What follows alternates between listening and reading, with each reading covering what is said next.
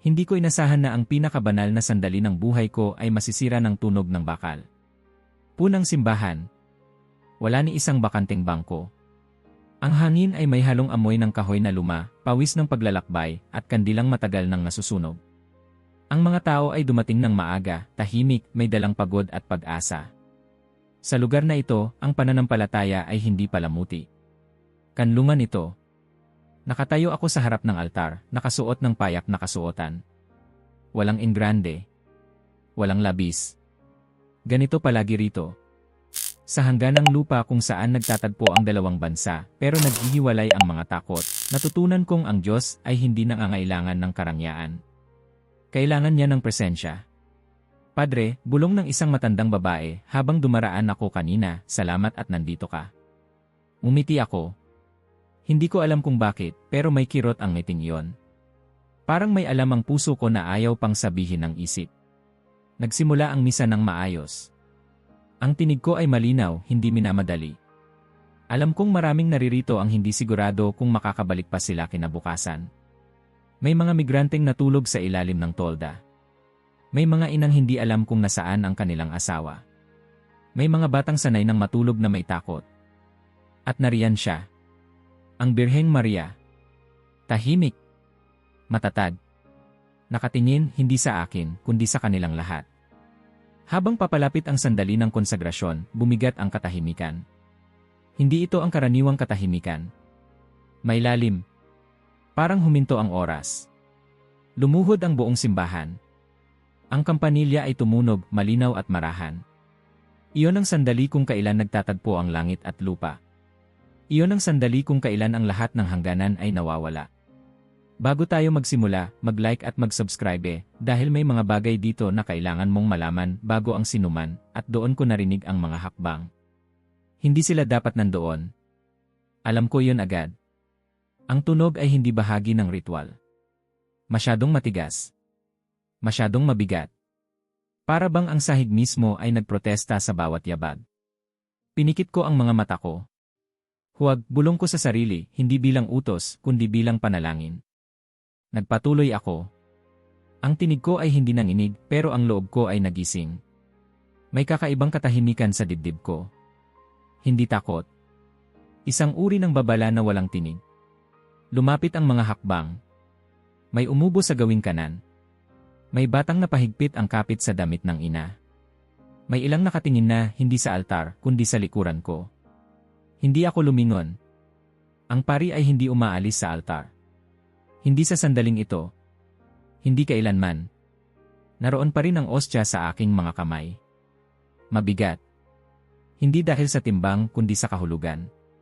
Naalala ko ang araw ng aking ordinasyon. Ang mga salitang binitiwan sa akin noon, kapag nagsimula na ang konsagrasyon, ang oras ng tao ay tumitigil. Padre, isang tinig ang bumulong, malapit na. Masyadong malapit. Hindi ako sumagot. Hindi dahil sa tapang. Dahil hindi ko kaya. At doon ko naramdaman ang lamig. Bakal. Mabilis. Walang galit. Walang galang. Ang tunog ng pagsara ng posas ay umalingaw sa buong simbahan na parang sampal sa katahimikan. May umiyak. Hindi malakas. Parang pinigilan. Isang hikbi na hindi humihingi ng pansin. Naku, bulong ng isang matandang lalaki. Nanatili ang aking mga kamay sa taas kahit nakaposas. May kirot. May pilit. Pero hindi ko ibinaba.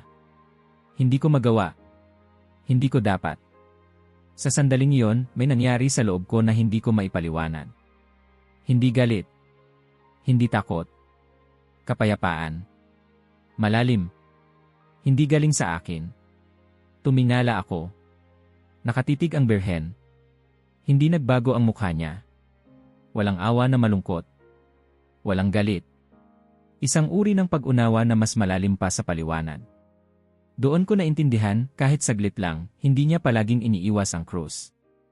Minsan, nananatili siya habang pasan mo ito. Tinapos ko ang mga salita.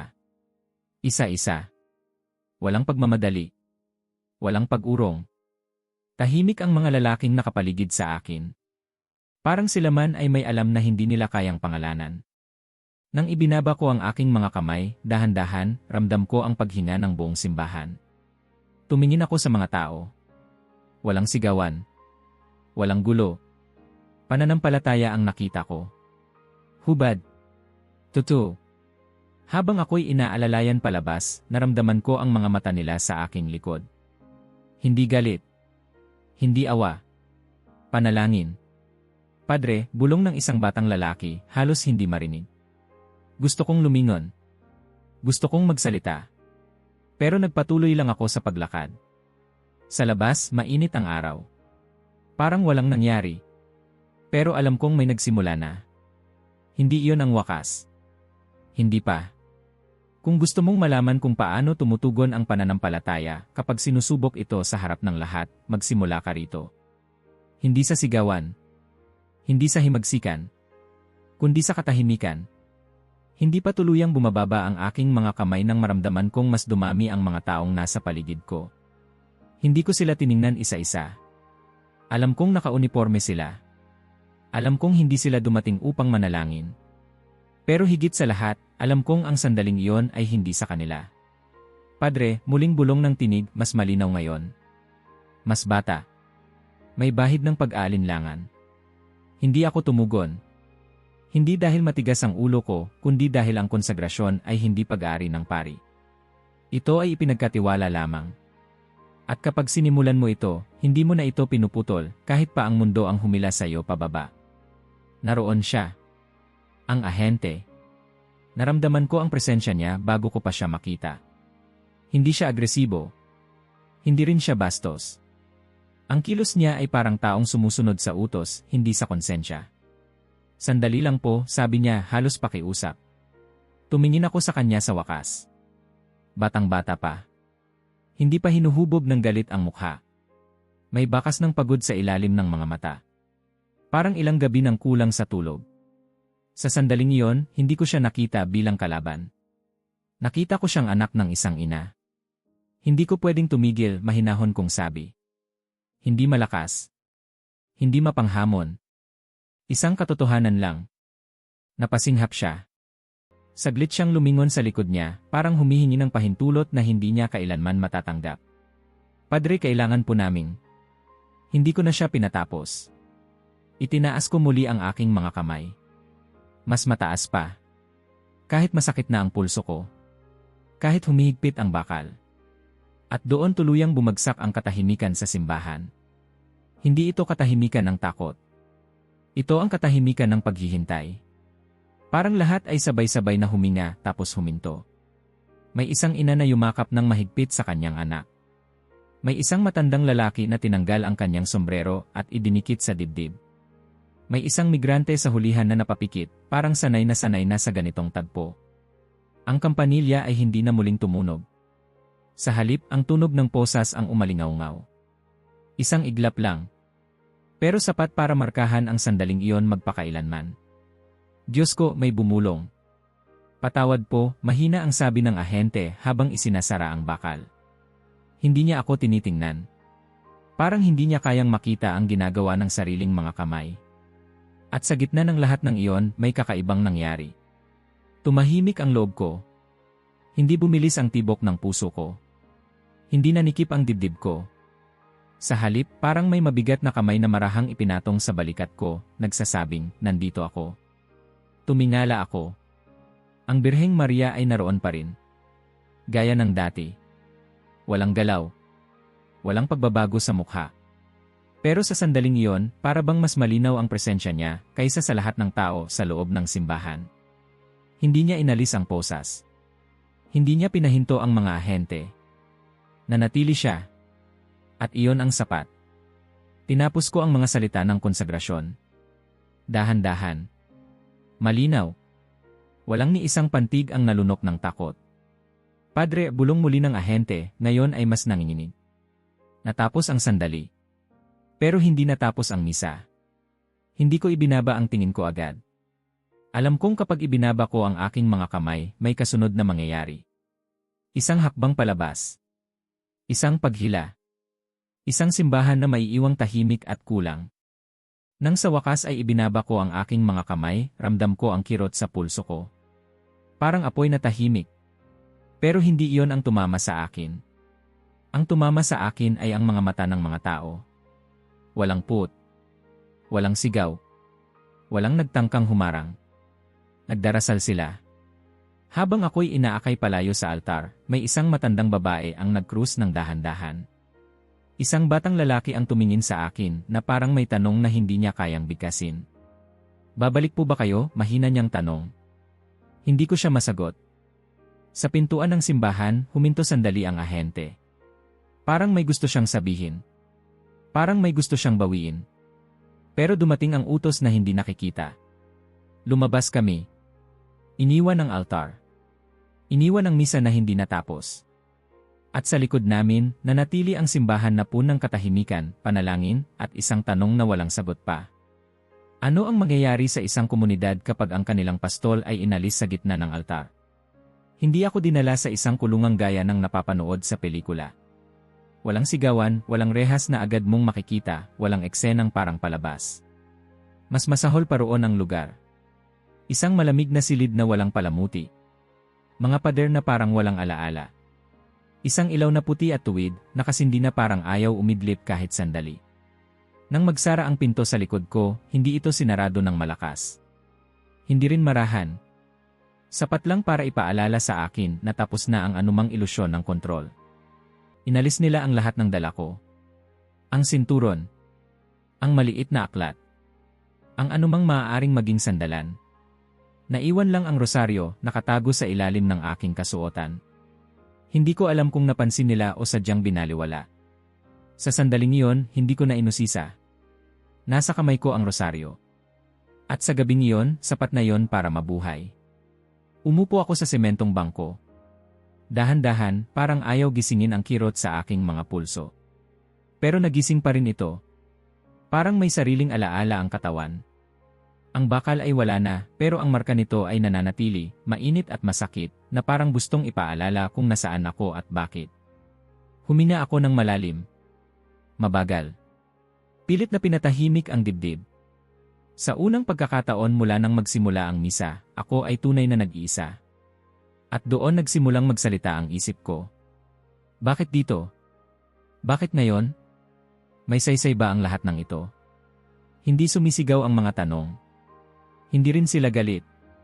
Para silang pagod na mga bisita na ayaw umalis hanggat hindi napapansin. Paulit-ulit. Mabagal. Mabigat. Hinawakan ko ang rosaryo. Ramdam ko ang bawat butil sa pagitan ng mga daliri ko. Parang lubid na hinahawakan ko habang tinatangay ng agos. Aba Ginoong Maria, bulong ko, halos hindi marinig kahit ng sarili ko. Hindi ako humiling na makalaya. Hindi ako humingi ng agarang hustisya. Alam kong kung doon ako magsisimula, doon din ako malulunod. Ang hiniling ko ay mas simple at mas mahirap.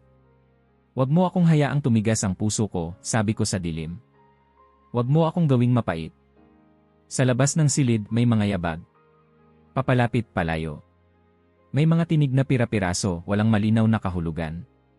Naroon ang bigat ng trabaho, hindi ang galit. Parang lahat kami ay nasa isang lugar na hindi namin pinili, ginagampanan ang papel na hindi namin hiniling. Habang lumalalim ang gabi, dumalaw ang mga alaala na matagal ko nang hindi binubuksan. Ang maliit na parokya sa Italia kung saan ako unang nagsilbi. Ang amoy ng lumang kahoy at insenso. Ang boses ng pari na nagturo sa akin kung paano humawak ng ostya, dahan-dahan, parang humahawak ka ng isang bagay na mas buhay pa sayo. Walang nagsabi sa akin noon tungkol sa mga selda, mga maling paratang, o mga posas na isinasara sa gitna ng panalangin. Pag-ibig ang itinuro nila. Paglilingkod. Cross. Sa gabing iyon, doon ko unang naramdaman ang bigat ng huling salita. Sa parehong oras, sa parokya, walang umuwi. Hindi ito napagkasunduan. Walang nag-utos. Parang natural lang na nangyari. Parang may tahimik na kasunduan ang bawat isa na manatili. May nagbukas ng ilaw. May naghanap ng kandila. May nag-ayos ng mga bangko. Isang babae ang nagsimulang magdasal ng rosaryo, mahina sa una, parang natatakot na masira ang katahimikan. Aba Ginoong Mariani. Sumabay ang isa.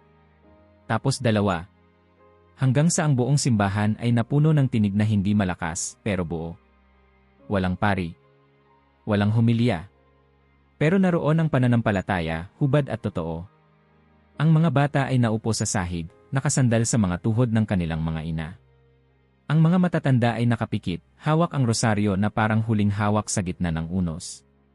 Babalik ang padre, sabi ni Rosa sa isang batang nanginginig ang labi. Hindi tayo iiwan. Hindi niya alam kung totoo yon. Wala siyang kasiguruhan. Pero sinabi niya pa rin. Dahil minsan, ang pananampalataya ay hindi kaalaman. Isang desisyon ito. Bandang hating gabi, bumukas ang pinto ng aking silid. Hindi biglaan. Parang may nag-atubili muna bago tuluyang itulak. Isang ulo ang sumilip. Siya yon. Ang ahente. Hindi na siya mukhang sigurado. Wala na ang tikas na dala ng uniforme. Parang mas mabigat ang balikat niya kaysa kanina. Hindi siya agad nagsalita. Tumingin lang siya sa akin. Tumingin din ako sa kanya. Parang pareho kaming may gustong sabihin pero walang gustong maunang magsalita. Iniwan niya ang isang bote ng tubig sa sahig, dahan-dahan, na parang natatakot na makagawa ng ingay. Padre, mahina niyang sabi, halos pabulong. Pwede po ba? Huminto siya. Napalunok. Tumango ang ulo niya pababa, parang nahihiya sa sariling boses. Pwede po ba kayong magdasal para sa nanay ko? Hindi ko siya tinanong kung bakit. Hindi ko hiningi ang pangalan. Hindi ko rin siya tinignan ng matagal. Tumango lang ako. Parang nabunutan siya ng tinik. Mabilis siyang lumingon at isinara ang pinto, na parang natatakot na magbago ang isip ko. Lumuhod ako sa malamig na sahig. Hindi comfortable. Hindi marangal. Totoo lang. At sa lahat ng ina, bulong ko, habang dumudulas ang mga butil ng rosaryo sa aking mga daliri. Sa gabing iyon, may nagsimulang gumalaw sa ilalim ng katahimikan. Hindi ko pa alam kung ano. Hindi ko pa makita kung saan hahantong. Pero ramdam ko na hindi na pareho ang lahat. Walang natulog ng gabing iyon. Hindi ako. Hindi ang parokya. At tiyak, hindi rin ang lalaking may hawak ng baril. Nang sumikat ang araw kinabukasan, walang kampana ang tumunog. Walang tawag para sa misa. Walang tinig na mag-aanyaya. Pero isa-isa pa ring dumating ang mga tao. Hindi dahil may nagsabi sa kanila. Kundi dahil may kulang. Bukas ang pinto ng simbahan. May isang matandang babae ang unang pumasok. Dahan-dahan ang lakad, parang ayaw gambalain ang katahimikan. Sumunod ang dalawa pang babae, may bitbit na kandila. Isang lalaki ang naglinis ng sahig na parang karaniwang araw. Walang nagtanong kung ano ang gagawin. Alam na nila. Umupo si Rosa sa ikatlong bangko mula sa harap. Hindi siya palasimba noong una siyang dumating sa lugar na yon. Dumating siya roon bilang migrante, pagod, gutom, may dalang 2 bata at isang bag na halos walang laman. Ang simbahan ang unang lugar na hindi humingi ng paliwanag. Kaya bumalik siya. Paulit-ulit. Hanggang sa isang araw, napansin niyang hindi na siya bumabalik bilang takas, kundi bilang bahagi. Magdarasal tayo, sabi niya, hindi bilang utos, kundi bilang paanyaya. May isang bata ang nagtanong, nasaan ang padre? Saglit na tumahimik si Rosa. Tumingin siya sa altar. Walang pari. Walang galaw. Naroon lang ang imahe ng Birheng Maria, gaya ng dati, tahimik at matatag. Naroon pa rin siya, sagot niya sa huli. Kahit saan man siya ngayon. May mga umupo. May lumuhod. May nag-cruise. Nagsimula ang rosaryo, hindi sabay-sabay, hindi perpekto. May nalilito sa misteryo. May napuputol ang tinig. Pero nagpatuloy sila. Sa labas ng simbahan, may mga dumaraan. May mga tumigil sandali. May pumasok. Walang nag-imbita. Walang nagtaboy. Ang simbahan ay humihinga. Sa loob ng selda, hindi ko alam ang lahat ng ito. Ang alam ko lang ay bumigat ang oras. Hindi dahil sa gutom o lamig. Dahil sa paghihintay. Bandang umaga, may dumating na lalaking may mahinahong tinig. Hindi siya galit. Hindi rin siya pala kaibigan. Diretso lang. Padre, sabi niya, may mga bagay na kailangan pa naming linawin. Tumango ako. Ang paratang ay mahina, dagdag niya. Pero hindi pa tapos. Hindi iyon balita na nagpaluwag ng dibdib. Hindi rin bumigat. Isa lamang itong katotohanang kailangang tanggapin. May pagkakataon na makalabas kayo pansamantala, sabi niya pagkatapos ng ilang sandali. Habang inaayos ang proseso. Hindi ako ngumiti. Hindi rin ako nagpasalamat agad. Hindi dahil sa yabang. Kundi dahil alam kong ang paglabas ay hindi palaging kalayaan. Habang inaayos ang mga papeles, bumalik sa isip ko ang simbahan. Ang altar. Ang misa na hindi natapos. Ang tanong na iniwan ko sa mga tao nang ako'y ilabas. Makakaya ba nila nang wala ako? Sa parokya, natutunan nilang may mga araw na walang sermon. Walang paliwanag. Pero may presensya. May nagdadala ng pagkain para sa iba. May nagbabantay sa pinto. May naglilinis ng kandila na natunaw sa magdamag. Isang gabi, may isang matandang lalaki ang nagsabi, parang mas tahimik pero mas buhay. Tumango si Rosa. Hindi niya alam kung paano ipapaliwanag iyon, pero ramdam niya rin. Nang sabihin sa akin na maaari na akong umalis, dahan-dahan akong tumayo. Ramdam ko ang panghihina ng tuhod. Hindi dahil sa takot, kundi dahil sa bigat ng pagbabalik. Sa labas, maliwanag ang araw. Pareho pa rin ang mundo. Pero alam kong hindi na ako pareho. Habang papunta ako sa sasakyan, naisip ko ang altar. Hindi bilang lugar. Bilang tanong. Tatanggapin ba ako ng lugar na yon matapos ang lahat? Hindi ko alam ang sagot. At iyon ang kinatakutan ko. Hindi ako bumalik na may kasamang balita. Walang anunsyo. Walang naghintay sa labas ng simbahan. Ang sasakyang naghatid sa akin ay huminto sandali, saka umalis na parang wala lang. Nanatili akong nakatayo sa harap ng pinto, hawak ang hawakan, humihinga ng malalim. Hindi dahil sa takot. Kundi dahil sa paggalang. Ang pagbabalik sa altar matapos itong iwanan sa gitna ng sugat ay hindi basta paglakad papasok. Parang paglapit sa isang kaibigang nasaktan mo kahit hindi mo sinasadya. Kailangan ng kababaang loob. At katahimikan. Pagbukas ko ng pinto, sinalubong ako ng tunog ng rosaryo. Hindi malakas.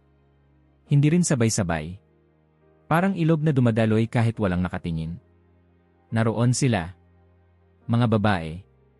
Mga bata. Mga matatanda. May mga nakaupo. May mga nakaluhod. May ilan na tumingin sa akin, agad ding ibinaba ang tingin. Walang palakpakan. Walang bulungan. Walang tanong. Nagbigay sila ng daan.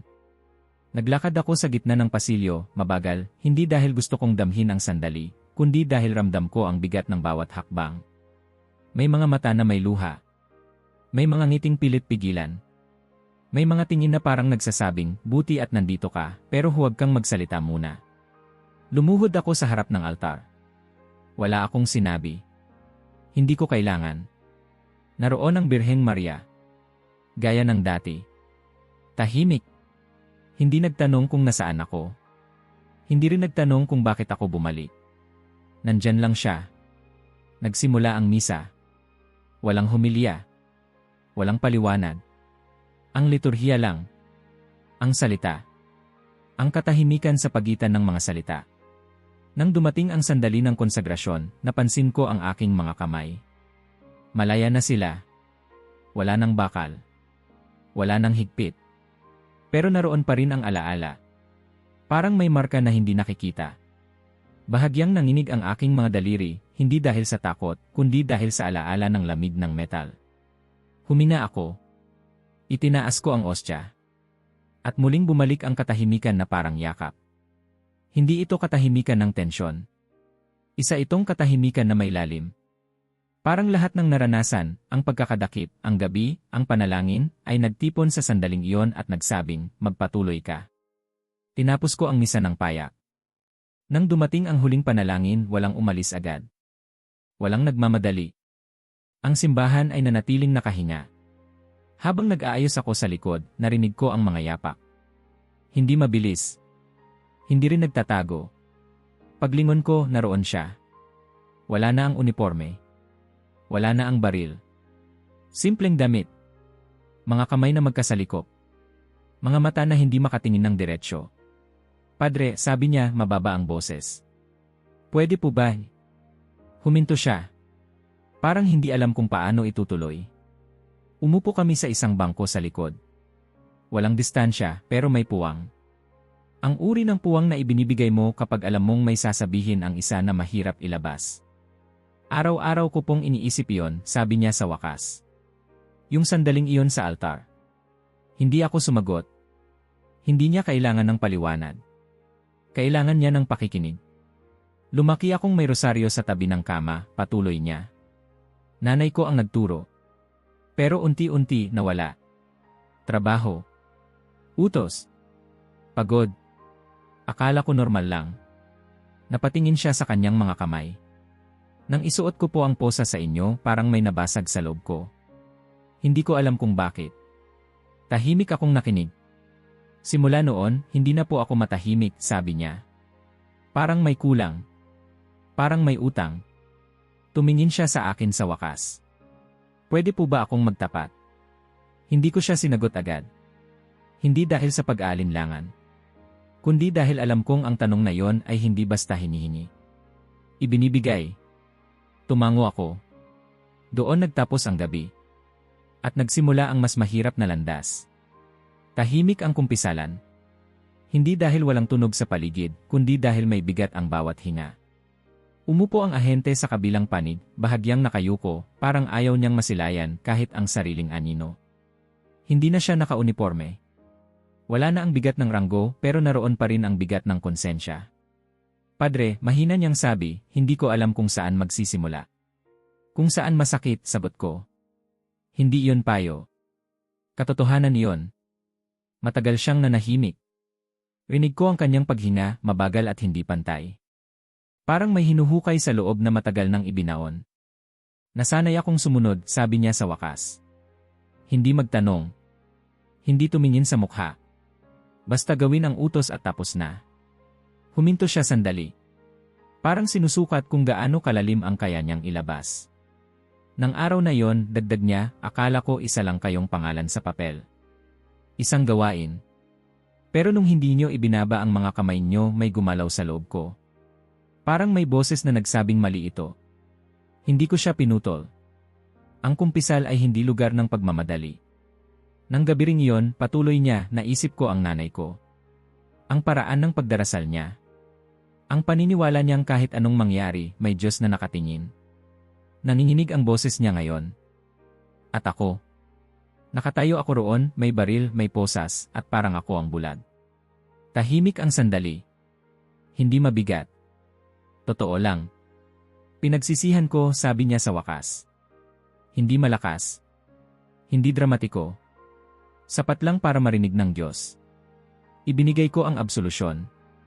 Hindi bilang gantimpala. Bilang paalala na ang awa ay hindi ipinagkakait sa marunong lumuhod. Paglabas niya ng kumpisalan, hindi siya agad umalis. Umupo siya sa likod. Tahimik. Parang natatakot na mawala ang sandaling iyon kapag gumalaw siya. Kinabukasan, may isa pang dumating. Isang lalaking matagal nang hindi nagsisimba. Sumunod ang isang babae. Tapos dalawa pa. Walang nag-anunsyo. Walang nag-imbita. Parang may kumalat na hindi balita, kundi katahimikan. May kakaiba rito, bulong ng isang matanda. Parang mas malinaw ang hangin. Hindi ko sila pinangaralan. Hindi ko ikinuwento ang nangyari sa selda. Hindi ko binanggit ang mga posas. Hinayaan kong ang presensya ang magsalita. Unti-unti, napuno ang simbahan. Hindi sa dami, kundi sa lalim. May mga kandilang sinindihan kahit walang misa. May mga batang natutong manahimik nang hindi inuutusan. May mga matang muling natutong umasa. Isang umaga, tinawag ako sa isang maliit na silid. Walang tensyon. Walang drama. Diretso lang. Padre, sabi ng lalaking may hawak ng papel, ang kaso ay isinasara. Walang sapat na batayan. Malaya na kayo. Tumango ako. Nagpasalamat. Hindi ako nakaramdam ng pagwawagi. Parang may natapos lang na pangungusap. Pagbalik ko sa parokya, hindi ko sinabi agad. Hindi ko kailangang sabihin. Ang mahalaga ay nangyari na ang mas malalim na paglaya. Isang gabi, habang inaayos ko ang altar, napatingin ako sa mga bangko. May mga bagong mukha. May mga dating mukha na bumalik.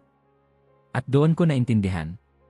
Ang pagkakakulong ko ay nagbukas ng mga pintong matagal nang nakasara. Kaya nagpa siya akong maghanda ng isang misa. Walang anunsyo. Walang paanyaya. Payak lang. Isang kandila. Isang altar. Isang katahimikan na puno ng inaasahan. May kulang pa. Ramdam ko yon. May huling piraso ang siklong ito na hindi pa nahuhulog sa lugar. At paparating na yon. Maaga ang misa. Walang kampana. Walang anunsyo. Isang kandila lang ang sinindihan ko sa altar, sapat para makita ang apoy at ang mga anino sa dingding. Tahimik ang simbahan pero hindi bakante. Isa-isa silang pumasok, walang imbitasyon, walang tanong. Parang alam ng bawat isa na may mangyayari kahit walang nakakaalam kung ano. Umupo sila nang hindi nag-uusap. May mga nakaluhod agad. May mga nakatayo sa likuran, ayaw pang lumapit. Ang katahimikan ay hindi mabigat. May inaasahan ito. Nagsimula ang misa na parang paghinga. Dahan-dahan. Walang palamuti. Ang mga salita ay malinaw, hubad. Walang sermon. Walang paliwanag. Hindi kailangan. Ang mga araw na nagdaan ang nagsalita para sa aming lahat. Nang dumating ang konsagrasyon, huminto ang oras gaya ng dati. Itinaas ko ang ostya at sa sandaling iyon, naalala ko ang lamig ng bakal. Hindi bilang takot. Bilang alaala.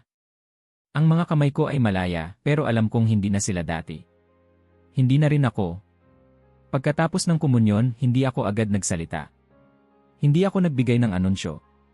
Tumayo lang ako roon, tahimik, hinahayaan ang katahimikan na gawin ang trabaho nito. May gumalaw sa likuran. Mabagal ang mga hakbang. Hindi nagmamadali. Hindi nagtatago. Narinig ng buong simbahan ang bawat yapak. Hindi dahil malakas, kundi dahil tahimik ang lahat. Siya yon. Ang ahente. Nakatayo siya sa gitna ng pasilyo. Walang uniforme. Walang baril. Ang mga kamay niya ay magkasalikop, nanginginig ng bahagya. Hindi siya tumingin sa akin. Tumingin siya sa sahig, parang mas ligtas doon. Huminto siya sa harap. Lumuhod. Hindi siya nagsalita agad. Parang naghahanap ng lakas na hindi niya alam kung nasaan. Patawad, sabi niya sa wakas. Isang salita lang. Walang paliwanag. Walang depensa. Walang kwento. Hindi niya binanggit ang batas. Hindi niya binanggit ang utos. Hindi niya binanggit ang posas. Patawad. Walang gumalaw. Hindi dahil sa gulat. Dahil sa bigat. At doon, isang babae ang tumayo. Si Rosa. Hindi siya nagmadali. Hindi siya umiyak. Lumapit siya, inilagay ang kamay niya sa balikat ng lalaki, at nagsalita ng sapat lang para marinig ng mga malapit. Nagdasal kami, sabi niya. Para sa'yo rin. Wala nang iba pang salita ang kailangan. Isa-isa may lumapit. Hindi para yakapin. Hindi para pumalakpak. Para tumayo lang doon. Para manatili. Para ipakita na ang kapatawaran ay hindi eksena, kundi presensya. Nanatili akong tahimik sa altar. Hindi dahil wala akong masasabi. Dahil alam kong ang sandaling iyon ay hindi sa akin. Pagkatapos ng misa, walang nagmamadali. Walang nag-uusap. Parang may bagay na kailangang hayaang tumahimik muna bago gumalaw. Lumipas ang mga araw. Isang hapon, may kumatok sa pintuan ng sakristya. Banayad. Hindi mapilit. Isang matandang babae ang nakatayo roon. Payak ang suot. Pagod ang mukha. May hawak siyang maliit na kahon na kahoy, luma na, parang matagal nang itinago. Padre, sabi niya, ako po ang nanay niya. Pinapasok ko siya. Umupo siya ng dahan-dahan, parang mabigat ang dala niya, hindi sa kamay, kundi sa dibdib. Binuksan niya ang kahon. Nandoon ang mga posas. Hindi na makintab. May gasgas. May bakas ng panahon. Nakilala ko agad ang bigat ng metal kahit hindi ko hinawakan. Iniwan niya ang trabaho, sabi niya. Walang galit. Walang pagtatanggol. Katotohanan lang. Sabi niya, hindi na raw niya kayang hawakan ang mga ito. Isinara niya ang kahon at itinulak ito papalapit sa akin. Sabi niya, ibigay ko raw sa inyo. Tiningnan ko ang kahon. Matagal. Hindi dito ang lugar nito, sabi ko sa huli. Umiti siya, mahina. Tumango. Parang alam na niya yon bago pa siya dumating. Nang gabing iyon, nag-iisa ako sa simbahan. Tahimik. Walang kandila. Walang tao. Kinuha ko ang kahon at lumabas sa likod, sa may puno na matagal nang naroon, tahimik ding saksi sa maraming panalangin. Hinukay ko ang lupa gamit ang aking mga kamay. Hindi malalim. Sapat lang. Ibinaba ko ang mga posas. Hindi bilang alaala. Bilang wakas. Tinabunan ko ang lupa. Tumayo. Huminya. Bumalik ako sa altar at lumuhod sa harap ng Birheng Maria. Hindi ako humiling. Nagpasalamat lang ako. Dahil sa wakas, naintindihan ko. Ang pagsubok ay hindi para sirain. Para magpalaya, tahimik ang lupa ng tabunan ko ito. Walang hangin. Walang ibon. Parang pati ang paligid ay nakikiramdam. Ang mga posas ay wala na sa aking mga kamay. Nasa ilalim na sila ng lupa, hindi bilang alaala ng sakit, kundi bilang tanda ng isang bagay na tapos na. Hindi ko yon ginawa ng may galit. Hindi rin may tagumpay. Ginawa ko iyon ng payapa, gaya ng isang taong sa wakas ay naiintindihan kung bakit kailangan niyang maglakad sa madilim na bahagi ng daan. Nang bumalik ako sa simbahan, wala akong sinabi kanino man. Hindi ko kailangang ipaliwanag. Ang mga bagay na totoo ay hindi humihingi ng paliwanag, nararamdaman lamang. Sa mga sumunod na linggo, bumalik ang parokya sa itsura ng normal. May mga bata na muling tumatakbo sa bakuran. May mga babaeng naglilinis ng altar na parang walang nangyari. May mga matatandang muling umuupo sa parehong bangko, hawak ang parehong rosaryo. Pero may nagbago. Mas tahimik ang mga panalangin pero mas buo. Mas simple ang mga misa pero mas mabigat ang bawat salita. Ang mga tao ay hindi na lang nakikinig, nakikibahagi na sila. Si Rosa ay madalas makita sa likod, tumutulong sa mga bagong dating. Hindi na siya nagtatanong kung saan sila galing. Alam na niya ang sagot. Ang mahalaga ay nandito sila ngayon. Isang gabi, umupo ako mag-isa sa gitnang bangko, nakatingin sa altar. Hindi bilang pari. Bilang tao. Naalala ko ang mga taon na akala ko ang misyon ay nasa dami ng salitang binibigkas, sa linaw ng homilya, sa tibay ng paliwanag. Akala ko ang pananampalataya ay ipinapasa sa pamamagitan ng boses. Ngayon, alam ko na hindi. Minsan, ang pananampalataya ay ipinapasa sa pamamagitan ng katahimikan. Sa pagtayo kapag mas madaling umalis. Sa pananatili kapag mas ligtas ang tumalikod. Ang Birheng Maria ay naroon pa rin. Hindi siya nagsalita kailanman sa buong kwentong ito. Hindi niya pinigilan ang posas. Hindi niya pinabilis ang kalayaan. Hindi niya inalis ang takot. Pero nanatili siya. At iyon ang nagturo sa akin ng higit pa kaysa sa anumang sermon. Isang umaga, may lumapit sa akin matapos ang misa. Isang lalaking hindi ko pa nakita noon. Tahimik. May hawak na sombrero sa dibdib. Padre, sabi niya, hindi ko alam kung marunong pa akong magdasal. Umiti ako. Marunong ka pa ring manahimik, sagot ko. Minsan, sapat na yon. Umupo siya. Hindi siya lumuhod. Hindi rin siya umalis. Nanatili lang siya roon. At doon ko nakita ang bunga. Hindi ang kalayaan ko. Hindi ang pagsasara ng kaso. Hindi ang pagbabalik ko sa altar. Kundi ang mga pusong unti-unting bumubukas, hindi dahil pinilit, kundi dahil nakita nilang posible. Sa gabing iyon, muling nagsindi ng kandila si Rosa sa harap ng Birhen. Hindi para sa akin. Hindi para sa ahente.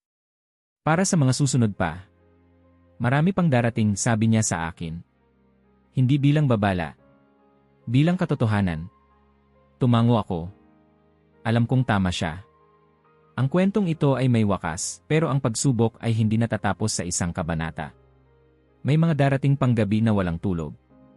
May mga darating pang tanong na walang agarang sagot. May mga darating pang pagkakataon kung saan kailangan mong piliin kung titigas ka o magtitiwala. Kung narating mo ang dulo ng kwentong ito, huwag mo itong isara agad. Dalhin mo ito sa sarili mong buhay. Tanungin mo ang sarili mo kung kanino ka pa may kailangang patawarin. O kung ikaw ang kailangang humingi ng tawad. At kung may kilala kang dumaraan sa isang pagsubok, huwag mo siyang bigyan agad ng paliwanag. Ibahagi mo lang ang presensya. Minsan, iyon ang himalang kailangan. Kung naabot mo na ito, mag-iwan ng like at mag-subscribe dahil ang mga balitang tulad nito, ikaw ay dapat ang unang nakaalam.